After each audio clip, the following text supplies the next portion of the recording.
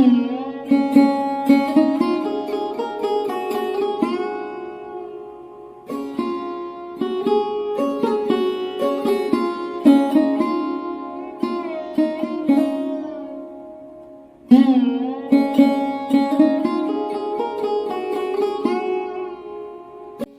সকাল আমার প্রিয় বন্ধুরা, তোমরা সবাই কেমন আছো? আশা করি যে যেখানে আছো সবাই খুব ভালো আছো। তোমাদের ভালোবাসা আর আশীর্বাদে আমরাও কিন্তু বেশ ভালো আছি। আমি পিঙ্কু আরও একটি নতুন ব্লগে তোমাদের স্বাগত জানাই। আজ হচ্ছে বৃহস্পতিবার আর ঘড়িতে এখন বাজে 5:30। এখন থেকেই তোমাদের নিয়ে আজকের ভিডিওটি শুরু করছি। ভিডিওটি জুড়ে থাকার অনুরোধ রইল। নিত্যদিনের মতো বাসি কাজ সব সেরে ঠাকুরতলা ধোয়া হয়ে গেছে। এসে কিন্তু আমি রান্নাঘরে ভাতটাও চাপিয়ে দিয়েছি, আর এদিকে ডাল সিদ্ধ হয়ে গেছে, আর এদিকে হচ্ছে আমি করলা আলু তরকারি করব, আর হচ্ছে একটু সোয়াবিনেরও তরকারি হবে। যেহেতু আজকে বৃহস্পতিবার নিরামিষ হবে, ওই জন্য ভাবলাম একটু সোয়াবিনের তরকারি করি, আর একটু করলারও করব। বেগুন খুব একটা ছিল না, অল্প একটুখানি বেগুন ছিল, ওই বেগুন দিয়ে আলু দিয়ে করলা দিয়ে একটু তরকারি করব।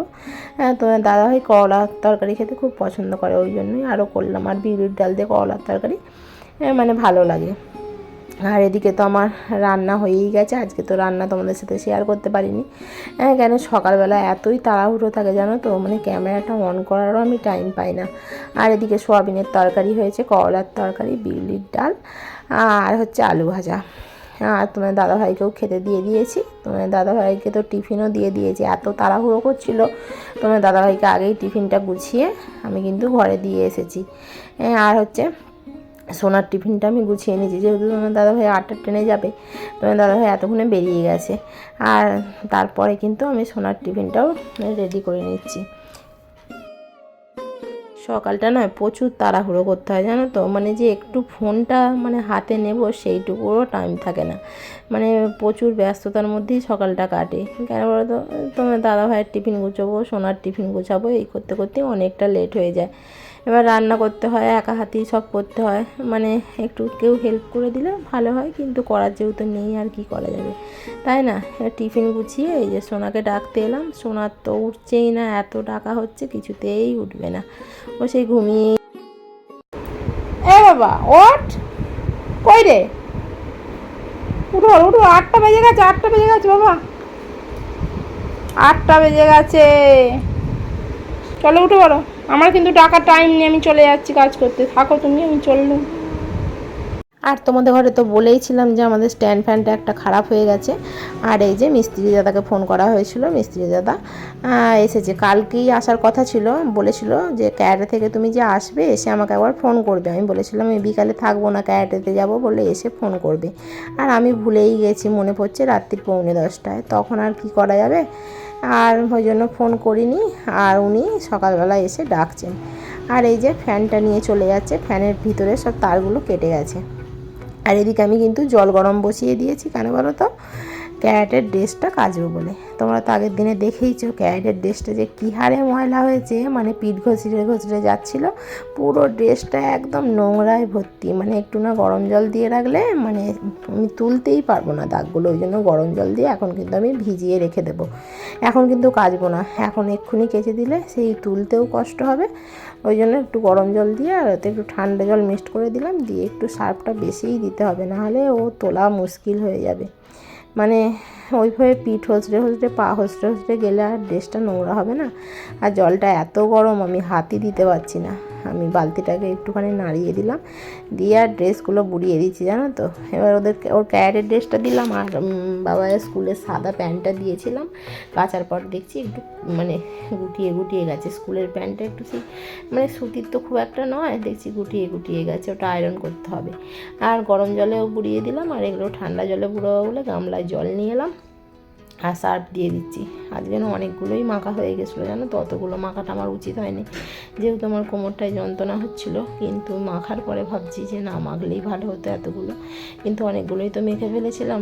এবার কাচতেও খুব কষ্ট হয়েছে জানো তো, কোমরে খুব যন্ত্রণা হচ্ছিলো।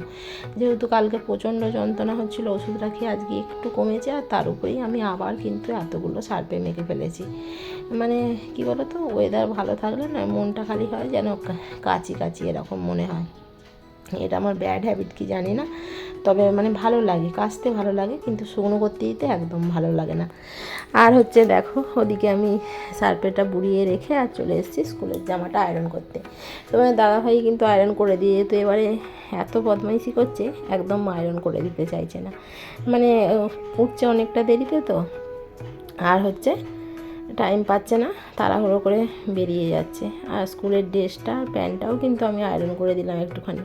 আর সোনার ভাত তো আমি নিয়ে চলে এলাম, সোনার ডাল দিয়ে আলু ভাজা দিয়ে আর পাঁপড় ভাজা দিয়ে তরকারি দিয়ে ভাত খাবে। আর এখন তো আমি ভাত খাবো না, যেহেতু ঠাকুরের সেবা দেওয়া হয়নি, আজকে বৃহস্পতিবার, ওই জন্য সোনাকেই আমি খাইয়ে দিলাম। খাইয়ে দিয়ে তারপর গ্যাসটা মুছছিলাম, গ্যাসটা মুছতে মুছতে তারপর কিন্তু স্কুলের গাড়িও চলে এসেছিলো। আমি তাড়াহুড়ো করে আগে ওকে গাড়িতে তুলে দিয়ে এলাম, মানে ওকে না গাড়িতে তোলা পর্যন্ত জানো তো যেন সে আমার শান্তি নেই, মানে ওকে গাড়িতে তুলে দিয়ে এলে এবার আমি নিশ্চিন্তে বাড়িতে মানে কাজটা করতে পারি, এই আর কি। ওকে তুলে দিয়ে এসে তারপর আমি কিন্তু আমার মতো করে আমি এবার কাজ করব ধীরে সুস্থে। আর আগেই তো বাসনগুলো আমি মেজে নিয়েছিলাম, মেজে নিয়ে আমি গ্যাসটাও মুছে নিয়েছিলাম, বেসিনটা মুছে নিয়েছিলাম, সব পরিষ্কার করে নিয়েছিলাম। তারপর তো ঘরে এলাম, ঘরে এসে এইগুলো একটুখানি পরিষ্কার করে নিচ্ছি। ধুলো পড়েছে, যেহেতু আজকে বিছানার চাদরটা চেঞ্জ করব, সেহেতু আজকে এইগুলো একটু ঝেড়ে মুছে পরিষ্কার করে নিলে কি হয়, ধুলোগুলো বিছানার চাদরেই পড়লে আমি তুলে ওগুলো মানে কেচে নেব। আর যেহেতু সামনেই কিন্তু পার্বণ আসছে, মানে হাঁড়ি ধোয়া এইসব চচ্চড়ি এইসব আসছে, এবার এগুলো আস্তে আস্তে করে কিন্তু পরিষ্কার করতেই হবে। মানে রোজ দিন অল্প অল্প করে করলে কী হয়, কষ্টটা একটু কম হয়, আর একবারে করতে গেলে কিন্তু খুব কষ্ট হয়। কাজ করতে করতে তোমাদের কয়েকটা সুন্দর সুন্দর কমেন্টের উত্তর দিয়ে দিই। সোমাঞ্জনা মিত্র সাহা বলেছে ভালো লাগলো, থ্যাংক ইউ সো মাচ। আর নয়না ডেলি লাইফস্টাইলের দিদিভাই বলেছে ভালো লাগলো ভিডিওটা, তোমাকেও কিন্তু thank you so much. Ankita live ব্লগের বনু বলেছে দারুণ, thank you so much. Cooking with Liza বলেছে খুব সুন্দর লাগলো, থ্যাংক ইউ সো মাচ গো, তোমাদের সকলকে অসংখ্য অসংখ্য ধন্যবাদ। আমার পাশে এইভাবেই থেকো আর ভালোবাসা দিও। আর সুমাইয়া কবির বলেছে অনেক ভালো লাগলো ভিডিও দেখে দিদিভাই, লাইক দিয়ে নতুন বন্ধু হয়ে গেলাম, থ্যাংক ইউ সো মাচ গো নতুন বন্ধু হওয়ার জন্য। এইভাবেই পাশে থেকো আর এইভাবেই আমাকে ভালোবাসা দিও। তোমার সাথে কথা বলতে বলতে তো আমার ওদিকটা ঝাড়া হয়ে গেল। আর একটা সোনা স্কুলে একটা আগের বছরে 15ই আগস্টের আগে একটা পতাকা মানে বানানো করিয়েছিল, ওইটা আমি একটু মুছে দিলাম, ধুলো পড়ে গিয়েছিল বলে। আর পাখাটাও তার সাথে কিন্তু আমি মুছে নিলাম। পাখাটা কি বলো তো, খাটে উঠে আমি হাত বাড়িয়ে মুছি তো, মানে খুব একটা ভালো করে মুছে যায় না, বুঝেছো তো। ধুলোগুলো পরিষ্কার হয় ঠিকই, কিন্তু দাগগুলো যে থেকে যায় সেইগুলো পরিষ্কার হয় না। মানে তোমার দাদাভাই ওটা সেই স্কচ ব্রাইট দিয়ে ঘষে দিলে কী হয়, পরিষ্কার হয়। কিন্তু আমি তো আর ওইভাবে সিঁড়িতে উঠে পারি না, সিঁড়ি আছে কিন্তু উঠতে পারি না, আর উঠে ওইভাবে কাজও করতে পারবো না। যদি এখন পড়ে যাই তারপর ঠ্যাঙাত ভেঙে যাক আর কি, ও আমার দরকার নেই, যেটুকু পরিষ্কার হয় সেটুকুই ভালো। আর ওদিকে হচ্ছে আমি বিছানার চাদরটা তুলে নিয়ে ভাবলাম এই রে এই দিকটা তো ঝাড়াই হয়নি, আবার কিন্তু আমি এই দিকটাও একটু ঝেড়ে নিয়েছিলাম, তারপরে বিছানার চাদরটা আমি চেঞ্জ করেছিলাম। আর ওই যে আমব্রেলা মতোটা দেখলে দেয়ালে একটা কাগজে চেপকানো আছে, ওইটা কিন্তু সোনাদের মানে রেনি সিজনে ওটা করিয়েছিল, মানে পেপার কাটিং করে আর স্ট্র দিয়ে ওই একটা ছাতা বানানো করিয়েছিল।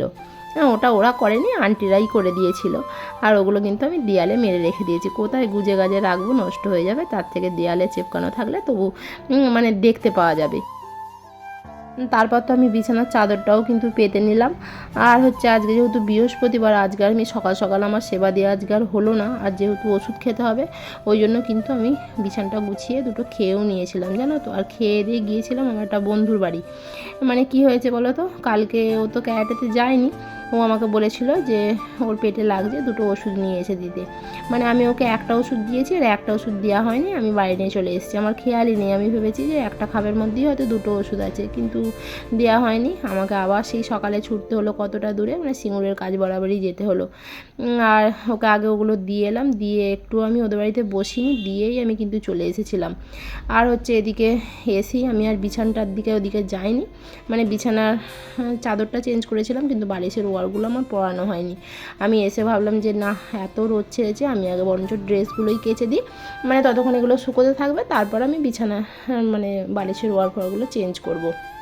আর যেহেতু অনেকগুলো জামা কাপড় ছিল, মানে অনেক বলতে অনেকই ছিল জানো তো, কাচতে আমার খুবই কষ্ট হচ্ছিলো, কোমরে যেহেতু যন্ত্রণা হচ্ছে, কিন্তু যেহেতু বুড়িয়ে ফেলেছি কিছু তো করা নেই, করতেই হবে। আর এগুলো কেচে আমি ছাদেতেও কিন্তু মেলে দিলাম। আর রোদটা দেখতে পাচ্ছ, মানে প্রখর রোদ যাকে বলে, মানে বর্ষার দিনের রোদ কী বলো তো, একবার মেঘলা, আর তারপরেই দেখবে এমন মানে চিরবিরিয়ে রোদ বেরোবে, মানে তোমার মাথা একদম ফাটিয়ে দেওয়ার অবস্থা হবে। আর তারপর তো ছাদ থেকে এসে আমি কিন্তু আয়নার সামনেটাও পরিষ্কার করে নিয়েছিলাম, যেহেতু ঝুল ঝেড়েছিলাম, নোংরাগুলো পড়েছে এইখানটা, কিন্তু এই আগের দিনই পরিষ্কার করেছিলাম, কিন্তু যেহেতু ঝুল ঝাড়লাম আবার তো নোংরা পড়েছে, ওই জন্য এখানটাও কিন্তু আমি একটু পরিষ্কার করে নিচ্ছি। মানে সুন্দর গোছানো থাকলে কি হয়, দেখতেও বেশ ভালো লাগে, তাই না? মানে ঘরটাতেই তো সারাক্ষণ থাকবো, ঘরটা না একটু গোছানো থাকলে কি ঘরে ঢুকতে ভালো লাগে, ওই জন্য একটু গুছিয়ে পরিষ্কার করে নিচ্ছি। আর বাদ বাকি একদিন তোমাদের ড্রয়ার গোছানোটা দেখাবো। মানে বাদ বাকি যা সব জিনিসপত্র থাকে কী বলবো তো, যতই সুন্দর করে গুছিয়ে রাখি না কেন, মানে এখানের এক্সট্রা জিনিসগুলো তো আমি ওখানেই গুঁজে গাজে ভরে দিই জানো তো। মানে একবার করে পরিষ্কার করি, আবার যখন কোথাও যাওয়া হয় মানে সেগুলো ঘেঁটে ঘুঁটে একদম সে কী বলবো, ঘেঁটে ঘ হয়ে থাকার অবস্থা। কিন্তু একদিন ওখানটা পরিষ্কার করতে হবে, ওখানটা তো পরিষ্কার করা হয়নি অনেক দিন, আর ভেতরটা বেশ অগোছালোও হয়ে গেছে। আর ঝুল ঝাড়লে দেখেছো কত নোংরা বেরোচ্ছে, আর অনেকটাই নোংরা বেরিয়েছিল, আমি কিন্তু ঝাঁটটাও দিয়ে পরিষ্কার করে নিচ্ছি। দৌড়ে যেহেতু গাড়িটা থাকে না, ওই জন্য ঝাঁট দেওয়ারও প্রবলেম হয়, কিন্তু কিছু তো আর করার নেই, রাখারও পয়সা নেই সেইভাবে, দৌড়েতেই থাকে, ওই সাইড কাটতে কাটতে মানে পরিষ্কার করতে হয় এই আর কি। আমার দৌড়ে কিন্তু খুব বেশি জায়গা নেই, অল্পই মানে এই চলন্তির মতোই জায়গাটা আছে জানো তো। আর যেহেতু গাড়ির পাশটা আবার আলু ঢালা আছে, ওই জন্য ওই জায়গাটা ব্লক আছে, এই দিকটা ওয়াশিং মেশিন, ওই দিকটা ইনভার্টার, মানে সব কিছুতেই পুরো জায়গাটা ব্লক হয়ে গেছে, ছোটো মতো জায়গা, কাজ করতেও কম হয় এই আর কি। ছোট জায়গা হলে মানে অল্প কাজ, আর খালি কত ধুলো উঠছে খালি দেখো।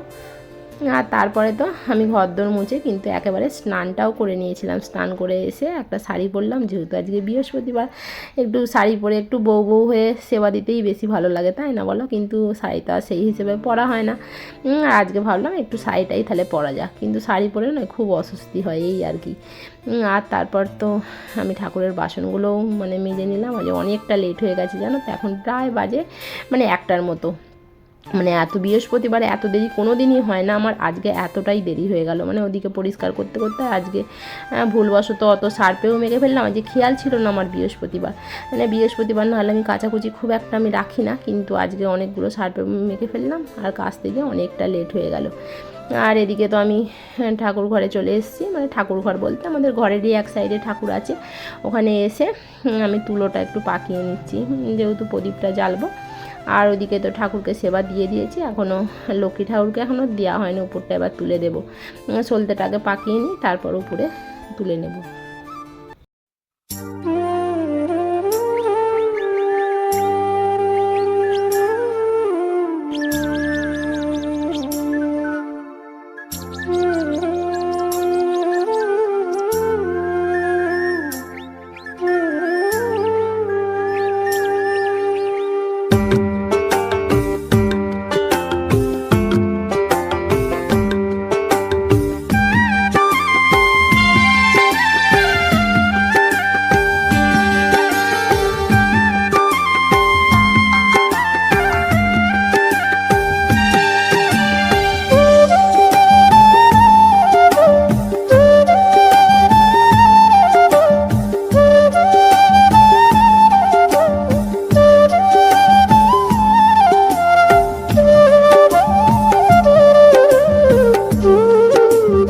ঠাকুরের সেবাটা দিয়ে আমি কিন্তু ছাদে জামা কাপড়গুলো দিয়ে এসেছিলাম, যেগুলো স্নান করেছিলাম সেই জামা কাপড়গুলো, আর এসে ঘরে চলে এসেছি, চুলটা আঁচড়ে নিয়ে এবার সিঁদুর পরে নেব।